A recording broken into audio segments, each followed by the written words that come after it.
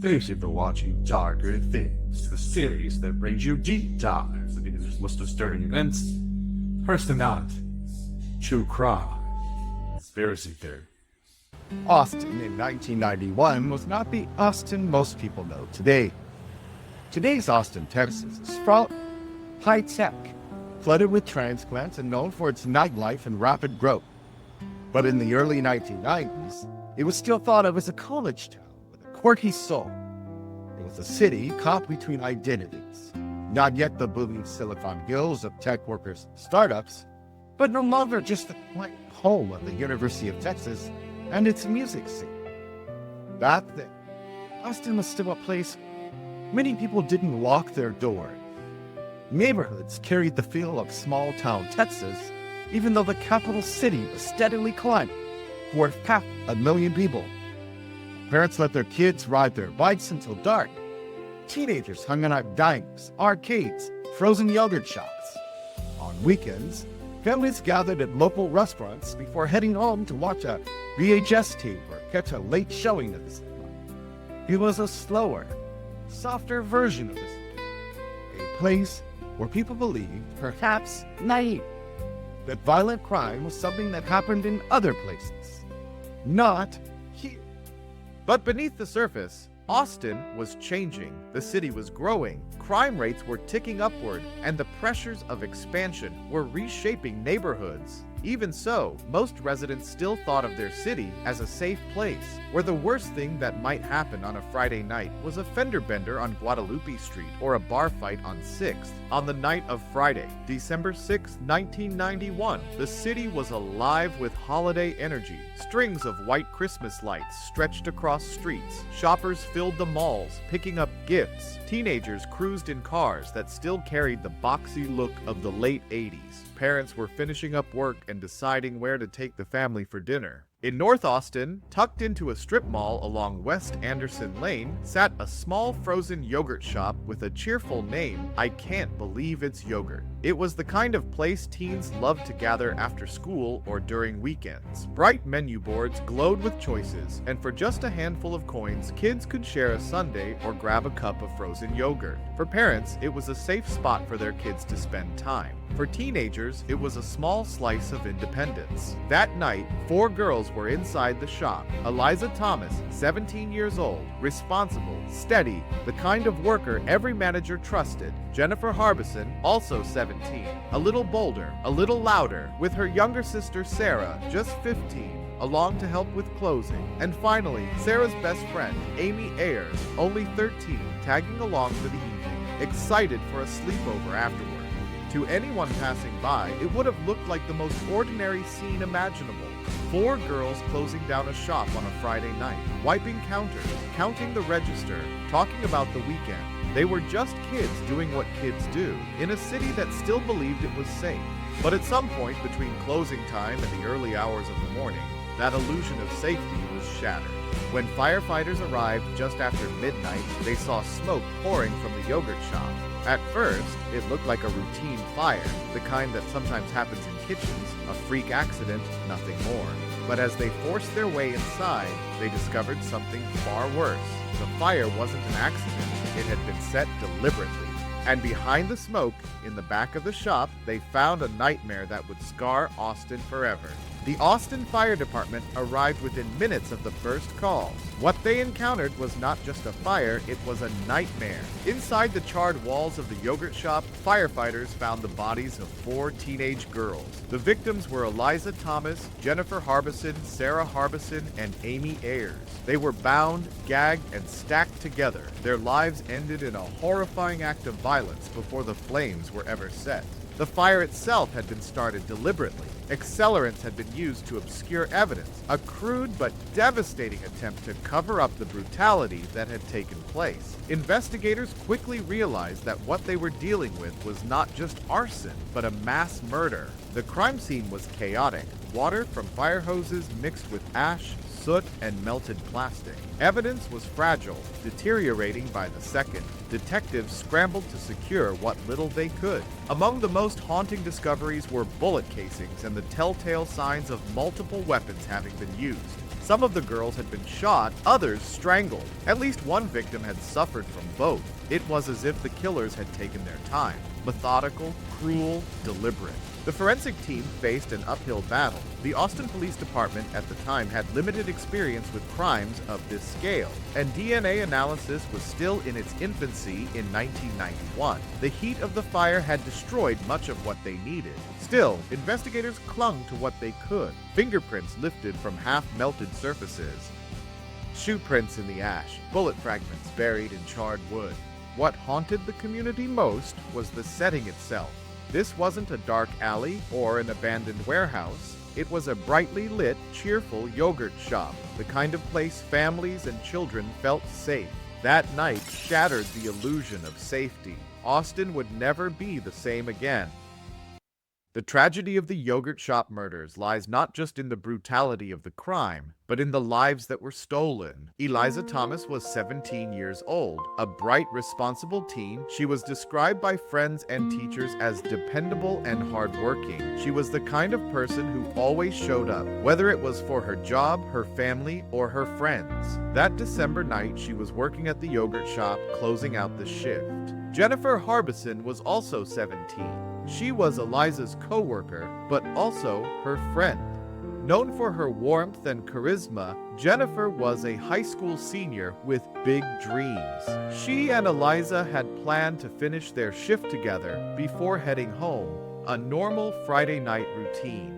Jennifer's younger sister, Sarah Harbison, was just 15. Sarah had come to the shop that evening to keep her sister company. Friends remembered her as funny, outgoing, and always ready to laugh. She was still in that place between childhood and adulthood, balancing the world of high school with the simple joys of being a teenager. The youngest of the four was Amy Ayers, only 13 years old. She was Sarah's best friend, and the two were inseparable. Amy was sweet, thoughtful, and full of potential. That night, she had tagged along, just looking forward to spending time with her friend.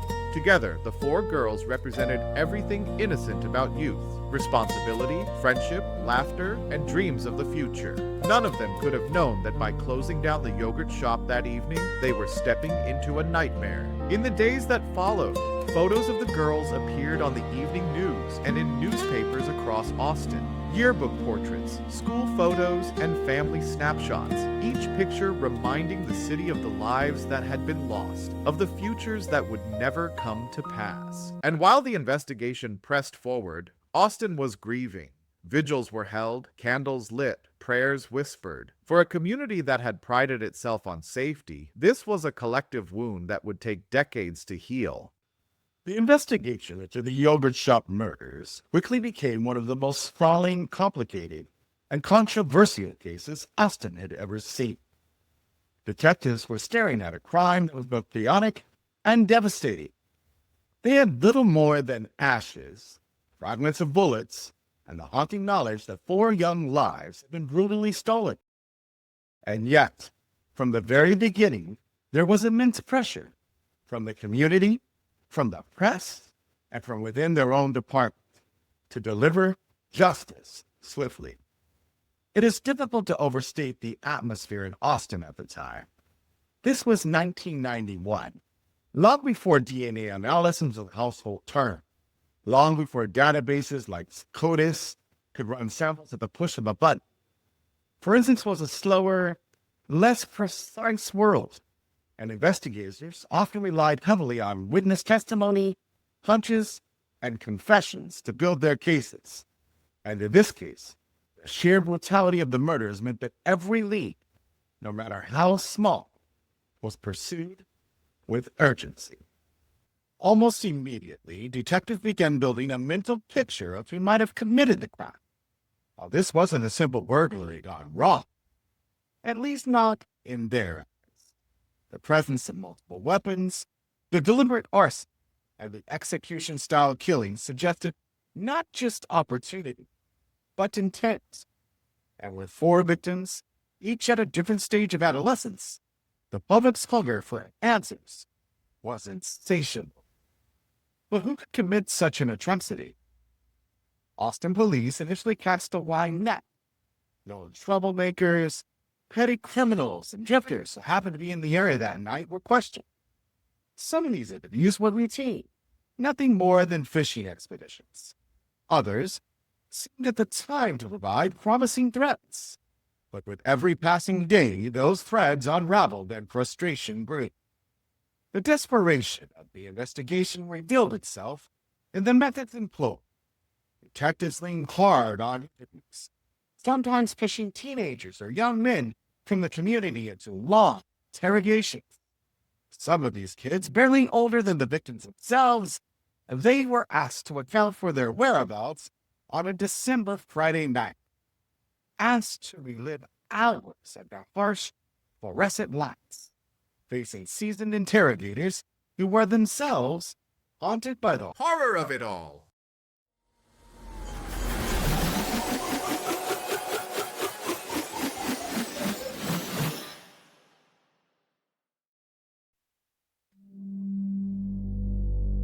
Well, what we're going to be talking about today is just kind of taking me back to 1991. I'll be honest with you guys, I have a fistful memory. One of the reasons that we're here is to help each other right now. Okay. What to do in San Antonio? What the hell is Texas? Being my girl at the time. Where'd you meet her, Amy? I was in a music camp. I played orchestra. She played orchestra. So you were not inside the yoke shop at any time December the 6th at night, inside or anywhere close to the building that night. Was better than being in the mall. Yeah, what you're doing to yourself is putting yourself in a predicament that you just digging a deeper and deeper. Cutting deep myself over the head, trying to remember who you know. Like, you're not doing any of that. Don't hold back now. If you're running up, I need to tell. I'm not holding back, guys. You all made a bunch of memories, Trigger. I don't remember hearing a loud bang. I would remember that. Nor do you remember. I remember going in, staying in a short while, coming back out. I'm looking around, make sure there's nobody around. And back in goes, no? Who decided to take down the overcharge? Who not deal with that? And yeah. Here we go again. Getting to that non-responsive mode of yours. How long did you keep that up? You need some time to think real hard, like. Because this next phase, yeah, it's coming really quick. Whose idea was it? Maurice? Alright. What did he say? I remember Maurice saying something about needing money. I remember seeing the ITB1. Yes. You want something to call him? Me? Robert? Maurice?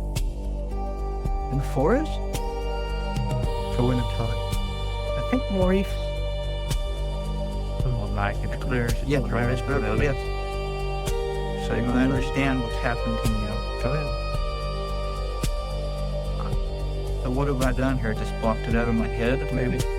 I hope so.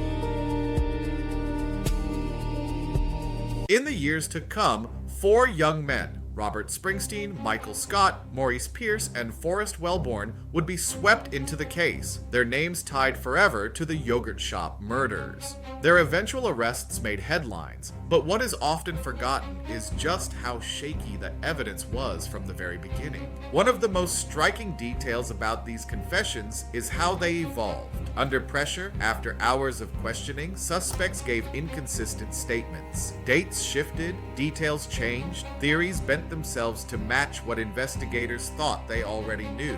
What should have been a breakthrough, a confession from someone who claimed involvement, instead became a quagmire. Even among detectives, doubt lingered. Some investigators believed the young men were involved, that their stories, however inconsistent, contained kernels of truth. Others worried that these confessions were the product of fatigue, coercion, or desperation. And for the families of the victims, every announcement of a possible arrest came with a new surge of hope, only to be dashed when the evidence failed to hold up. The public, too, grew restless. Austin was a city that had believed itself to be safe, and here was proof that it was not. If teenagers could be murdered while closing up a yogurt shop, what did that mean for everyone else? Parents began locking their doors earlier. Teenagers were reminded not to linger after work, and whispers spread. If it could happen to them, it could happen to anyone. Meanwhile, prosecutors struggled. Without solid forensic evidence, without reliable eyewitnesses, cases rested almost entirely on those shaky confessions. Trials began, convictions were won, but appeals followed. Courts overturned verdicts. The process became a carousel of headlines, hope and heartbreak, with no resolution in sight. And yet, throughout it all, there remained the haunting possibility that the true killers were still out there. That while Austin pointed fingers at suspects whose guilt could never be firmly proven, the real perpetrators walked free. For some detectives, that thought was unbearable. For the families, it was unthinkable. And for the city itself, it was a wound that refused to heal. If you found this episode interesting, we invite you to watch part 2 in 2 weeks' time when things get murkier and more is revealed. As always, I am your host, Doug Duncan, reminding you that once you enter the dark, you may never be the same.